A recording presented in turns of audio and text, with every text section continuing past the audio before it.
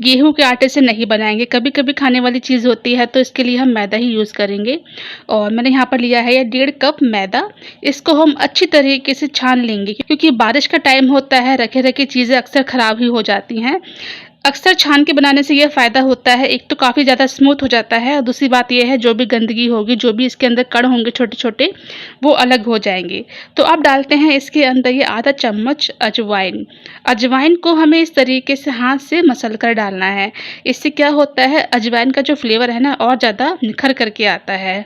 तो अब डालते हैं इसके अंदर आधा चम्मच ये नमक। नमक जो है हम स्टफिंग में भी यूज़ करेंगे तो इसलिए यहाँ पर हम बहुत थोड़ा ही नमक डालेंगे। नमक डाल कर के अगर हम कोई भी आटा या मैदा लगाते हैं तो क्या होता है वो लूज़ पड़ जाता है। तो इसलिए हमें ना इस मैदे को थोड़ा-सा टाइट लगाना पड़ेगा। तो अब डालते हैं यहाँ पर ये ऑयल। मैंने यहाँ पर सिर्फ 3 चम्मच ऑयल लिया है, इतना ही काफ़ी है इसको खस्ता बनाने के लिए। 1.5 कप मैदा है, 3 चम्मच ऑयल है, आधा-आधा चम्मच मैंने अजवाइन और नमक लिया है। इन सबको अच्छे से मिक्स कर लेते हैं। बस मिक्स ही करना है, ज़्यादा हमें कुछ नहीं करना है और उसके बाद हम इसका एक टाइट सा डो लगा लेंगे। डो इसका टाइट हमें इसलिए लगाना पड़ेगा क्योंकि जब तक हम स्टफिंग बनाएँगे तब तक मैदा लूज़ हो सकता है क्योंकि अभी गर्मियों का टाइम है, हर एक चीज़ बाहर जो भी हम रखते हैं वो लूज़ या ढीली ही पड़ने लग जाती है। तो इसलिए हम इसको टाइट ही लगाएँगे और काफ़ी अच्छे तरीके से हाथों से मसल-मसल के इसका एक टाइट डो लगा लीजिएगा। पानी इसके लिए हमें नॉर्मल ही चाहिए, ठंडा या गरम कैसा भी मत लीजिएगा, नॉर्मल पानी ही लीजिएगा। तो मैं आपको इतना स्लो इसलिए दिखा रही हूँ जिससे कि आप इसको जब लगाएँगे तो आप कोई गलती ना करें इसको बनाने में, क्योंकि अगर मैदा अच्छे से नहीं लगा तो कचौड़ी जो है खस्ता नहीं बनेगी। तो इसलिए काफ़ी अच्छे तरीके से मसल-मसल के ना इस तरीके से हमें इसका डो लगाना पड़ता है। ये देखिए जिस तरीके से मैं मसल रही हूँ ना, तो डो इसका लग चुका है लेकिन अभी हमें इस पे 1 चम्मच ऑयल लगा कर के इसको ऐसे ही छोड़ देना है।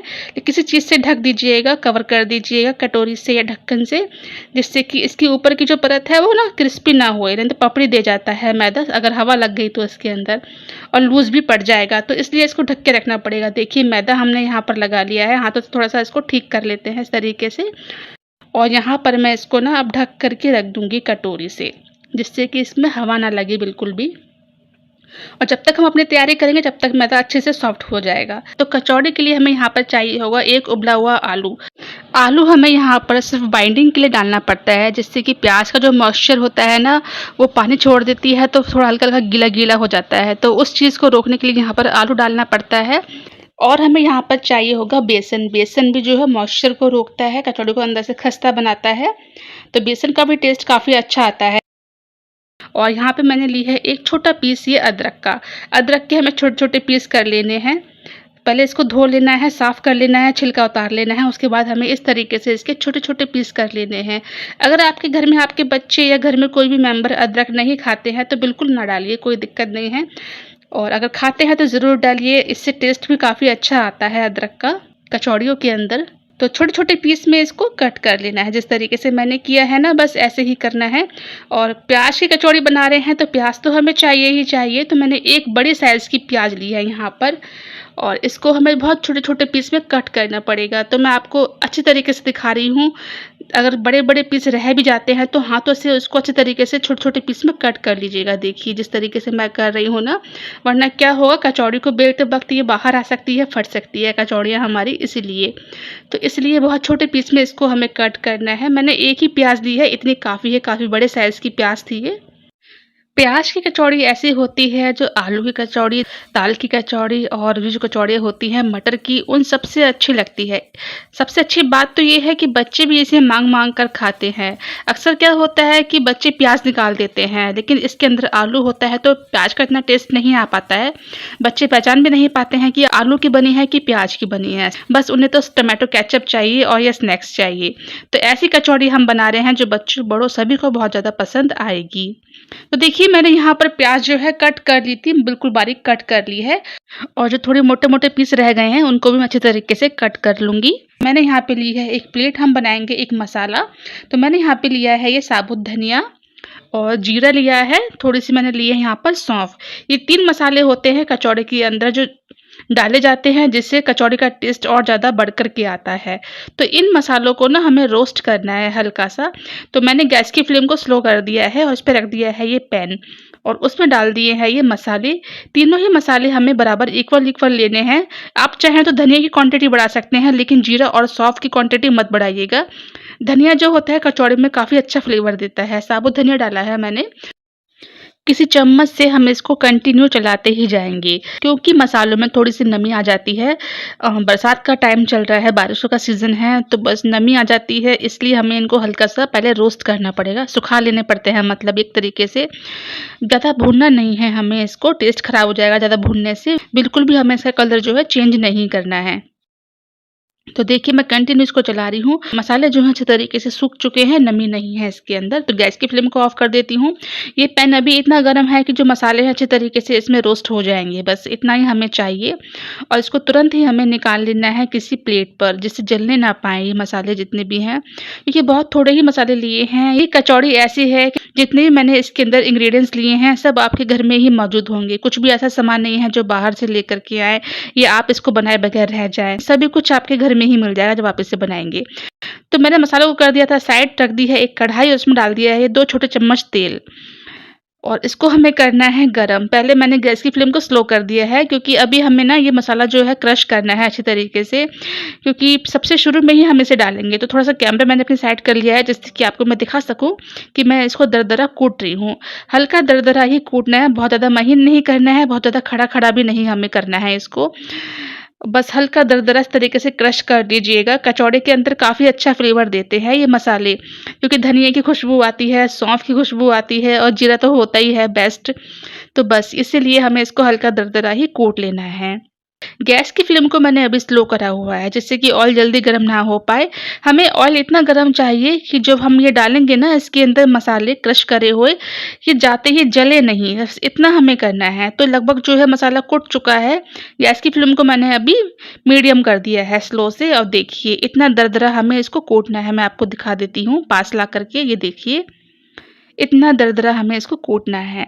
तो बस अब क्या है, फटाफट से ड डालेंगे हम ये मसाले। वापस कैमरा मैंने सेट कर दिया है कढ़ाई की साइड में, ऑयल अच्छे से गर्म हो चुका है। थोड़ा-सा मैं इस कैमरे को ऊपर कर लेती हूँ, जिससे कि गैस की फ्लेम डायरेक्ट इसके ऊपर ना आए, हीट लगती है क्योंकि गर्मी है काफ़ी, तो इसलिए थोड़ा दूर कर दिया है मैंने। और देखिए ऑयल अच्छे से गर्म हो गया है ना, अब डालते हैं हम ये मसाला। तो तेल इतना गरम होना चाहिए, जैसे मैंने बताया कि एकदम जाते ही जले नहीं, हल्का गरम होना चाहिए। ये देखिए, जल नहीं पा रहे हैं, गरम है तेल, अच्छे तरीके से झाग उठ रहा है। तो मैंने यहाँ पे डाल दी है हींग, 1 पिंच के करीब मैंने यहाँ पर हींग डाल दी है, काफ़ी अच्छा फ्लेवर देती है, ज़रूर डालना है। और थोड़ी-सी मैंने यहाँ पे डाली है ये हरी मिर्च, सिर्फ़ 1 ही चम्मच डाली है, क्योंकि मेरी फैमिली में बहुत कम पसंद करते हैं हरी मिर्च। तो अब डाल दी है मैंने यहाँ पर ये अदरक। तो काफ़ी बारीक मैंने अदरक कट कर ली थी, इसको डाल दिया है। अब इन मसालों को हमें अच्छे तरीके से भूनना पड़ेगा। उसके बाद डालनी है ये कट करी हुई प्याज़। प्याज़ को ना हमें बहुत ज़्यादा सॉफ्ट नहीं करना है, बस ट्रांसपेरेंट सा ही हमें यहाँ पर रखना पड़ेगा। एकदम गलाना नहीं है, कलर नहीं देना है, हल्का-सा इसमें शाइनिंग आ जाएगी, मॉइस्चर उड़ जाएगा, बस इतना ही हमें इसको रखना है। बहुत ज़्यादा इसको हमें गलाना नहीं है, इसके अंदर एकदम भूनना नहीं है, मसाला रेडी नहीं करना है। जैसे-जैसे मैं बता रही हूँ वैसे-वैसे ही करिएगा। प्याज़ की कचौड़ी एक अलग ट्रिक से बनाएँगे तो काफ़ी अच्छी बनेगी, वरना हर एक कोई बना लेगा उल्टी-सीधी, तो कैसे भी कोई भी बना लेगा। जैसे मैं बता रही हूँ वैसे बनाइएगा। गैस की फ्लेम को मैंने अभी स्लो करा हुआ है और इसको हल्का-हल्का मैं भून रही हूँ। ये देखिए कंटिन्यू चला रही हूँ। ये देखिए इसी तरीके से चलाना है, इस तरीके से इसको भूनना पड़ेगा, बहुत ज़्यादा कलर नहीं देना है जैसे कि मैंने बताया था आपको। तो प्याज़ अच्छे से भुन चुकी है, इतना ही हमें भूनना है। तो अब डाल देते हैं यहाँ पर ये मसाले। तो मैंने यहाँ पे लिया है आधा चम्मच नमक। नमक हम मैदे में भी यूज़ कर चुके हैं, तो मैंने यहाँ सिर्फ आधा चम्मच ही डाला है। और आधा चम्मच डाल दिया है ये लाल मिर्च। अगर आप लाल मिर्च नहीं डालना चाहते हैं तो कश्मीरी लाल मिर्च डाल सकते हैं, मैंने यहाँ पर लाल मिर्च डाली है। तो आधा चम्मच डाल दिया है खटाई पाउडर और 2 चम्मच लिया है मैंने यहाँ पर बेसन। बेसन तो आपके घर में मौजूद होता ही है हर समय। बेसन हम इसलिए डालते हैं, प्याज़ जो मॉइस्चर छोड़ती है तो वो आलू और बेसन जो है एब्ज़ॉर्ब कर लेते हैं। इसके अच्छे तरीके से बाइंडिंग हो जाती है।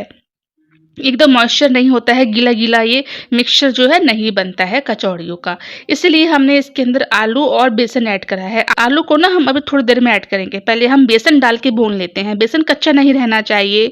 अगर आप इस तरीके से नहीं बनाना चाहते हैं, तो बेसन को पहले से ही भून करके रख सकते हैं, तो वो भी ऐड कर सकते हैं। भुना हुआ बेसन भी चल जाएगा। और मैंने 1 चम्मच डाल दी है इसमें काली मिर्च का पाउडर। वो ज़रूर डालिएगा, काफ़ी अच्छा लगता है इस कचौड़ियों के अंदर।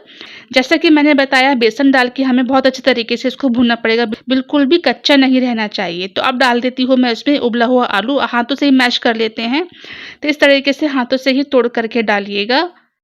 जब तक एक अच्छी सी खुशबू आना शुरू नहीं हो जाती है ना मसाले के अंदर से, तब तक आलू ऐड मत करिएगा, क्योंकि बेसन को हमें अच्छे से भूनना है। खुशबू आना शुरू हो जाएगी तभी आलू ऐड करिएगा।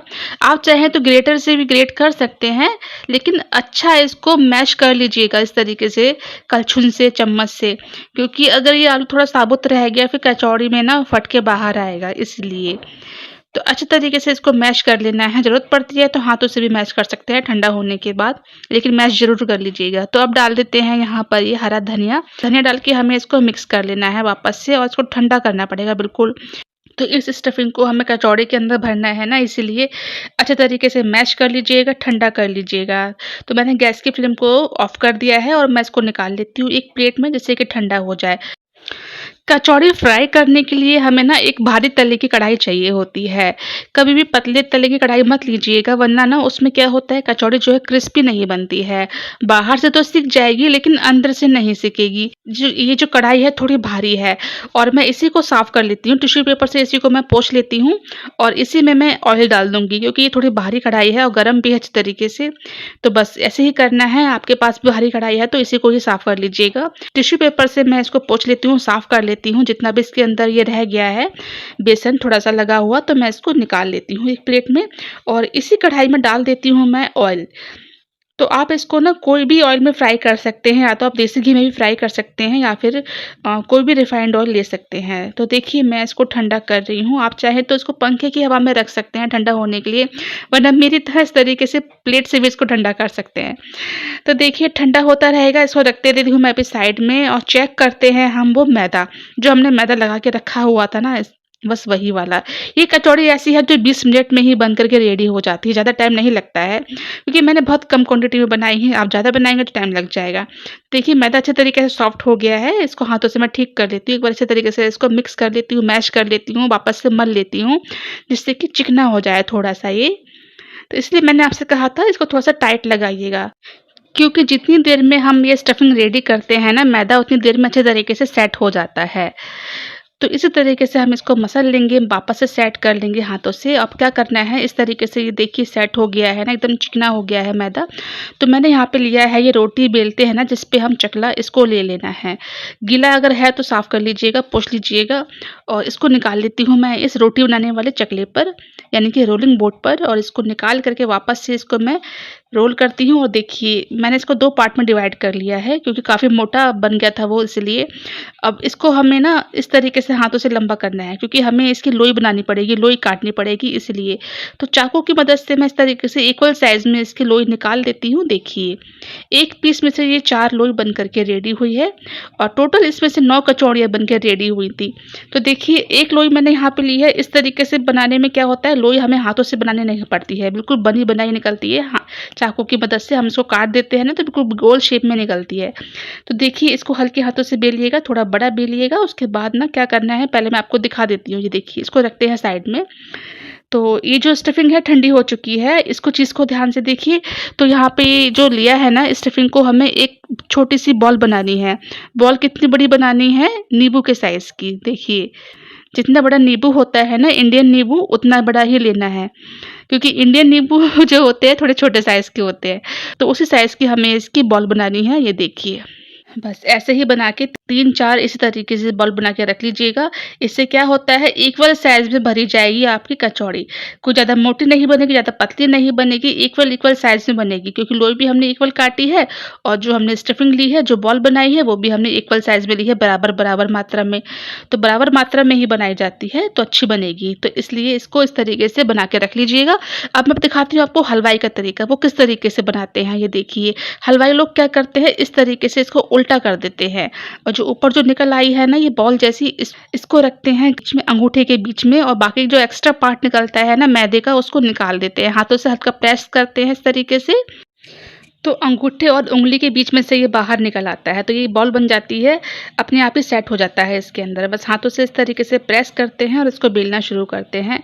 पहले हाथों से दबाइएगा जिससे कि इसकी स्टफिंग जो है बाहर नहीं आ पाए, उसके बाद इसके ऊपर बेलन चलाइएगा इस तरीके से, हल्का दबाते हैं, थोड़ा बड़ा करते हैं हाथों से, उसके बाद इसको बेलते हैं।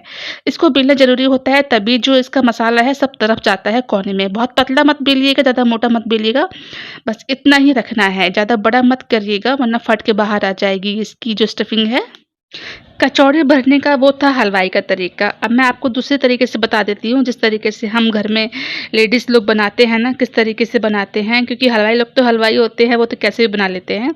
हमें जो ईज़ी लगता है घर में हम उस तरीके से बनाते हैं। तो देखिए एक बॉल मैंने रखी है और इसमें इस तरीके से मैं प्लेट्स डालती जा रही हूँ, जिस तरीके से हम पराठा बनाते हैं ना आलू का या कोई भी स्टफिंग वाला, इस तरीके से फोल्ड करते हैं ना प्लेट्स डालते हुए, बस ऐसे ही। ऊपर का जो पार्ट निकलता है, थोड़ा एक्स्ट्रा आटा निकलता है, उसको निकाल देना है, वरना कचौड़ी क्या होगी बीच में से फूल जाएगी, मोटी मोटी हो जाएगी, इसलिए उसको निकालना ज़रूरी होता है।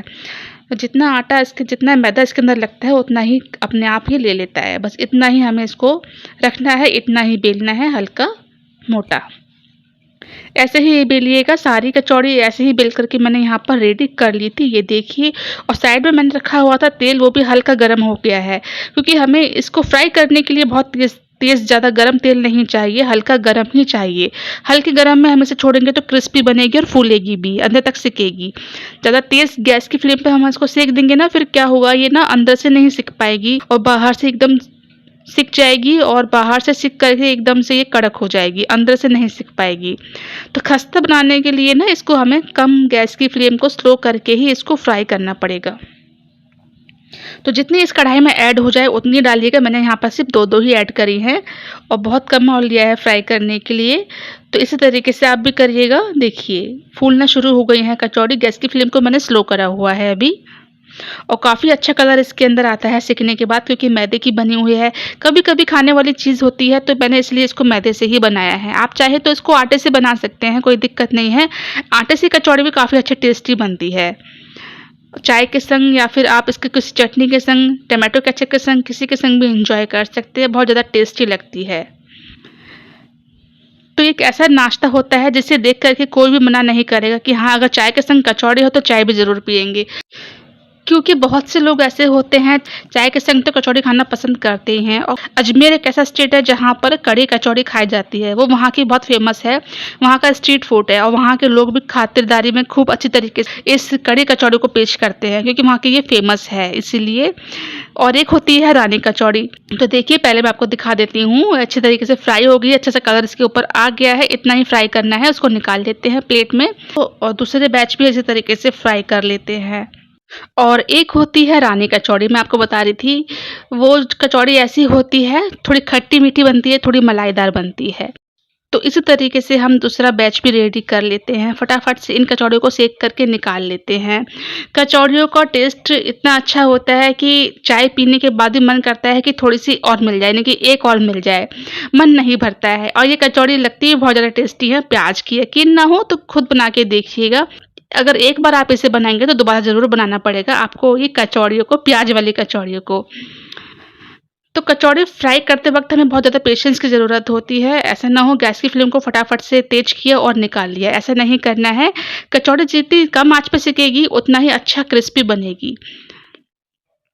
तो इन कचौड़ी के संग में आप चाय भी सर्व कर सकते हैं। जैसे मैंने बताया बहुत से लोग चाय लेना पसंद करते हैं, नहीं तो हरी चटनी भी इसके संग सर्व कर सकते हैं, नहीं तो मैंने बताया अजमेर में फेमस है कड़ी कचौड़ी, तो आप इसके संग कड़ी को भी बना सकते हैं। तो देखिए सारी कचौड़ी यहाँ पर बन करके रेडी हो चुकी थी। घर में इतनी अच्छी खुशबू आ रही थी, मैं आपको क्या बताऊँ। लेकिन मैंने इसे सर्व किया है यहाँ पर ये टमाटो केचप के संग में। उस समय मेरे पास हरी चटनी नहीं थी और हम इसे खाएंगे आज चाय से, क्योंकि हम इसे चाय के संग लेना ज़्यादा पसंद करते हैं इसीलिए। तो हरे धनिया की पत्ती से मैंने इसको डेकोरेट कर दिया है, और थोड़ी सी मैंने इसके ऊपर रख दी है ये हरी मिर्च, जिससे कि देखने वालों का मन ललचा जाएगा इसको खाने के लिए। कितनी क्रिस्पी बनी थी, कितनी खस्ता थी, मैं आपको दिखा देती हूँ एक कट करके। तो कोई सी भी ले लेते हैं, हल्की ठंडी ले लेते हैं, क्योंकि गरम गरम कचौड़ी एकदम नहीं काटी जाएंगी। ये देखिए हल्की ठंडी कचौड़ी ली है, कितनी खस्ता है, कितनी क्रिस्पी है और जो इसका मसाला है काफ़ी अंदर तक गया है। ये देखिए आप देख सकते हैं बिल्कुल अंदर तक इसका मसाला अंदर तक गया हुआ है, काफ़ी अच्छे तरीके से सब जगह फैला है। तो फ्रेंड्स ये थी आज की हमारी रेसिपी प्याज की कचौड़ी। रेसिपी अच्छी लगी हो तो चैनल को सब्सक्राइब करना बिल्कुल भी ना भूलें, लाइक करें, शेयर करें अपनी फैमिली और फ्रेंड्स में। मिलती हूँ फिर एक नई रेसिपी के साथ, तब तक के लिए बाय बाय।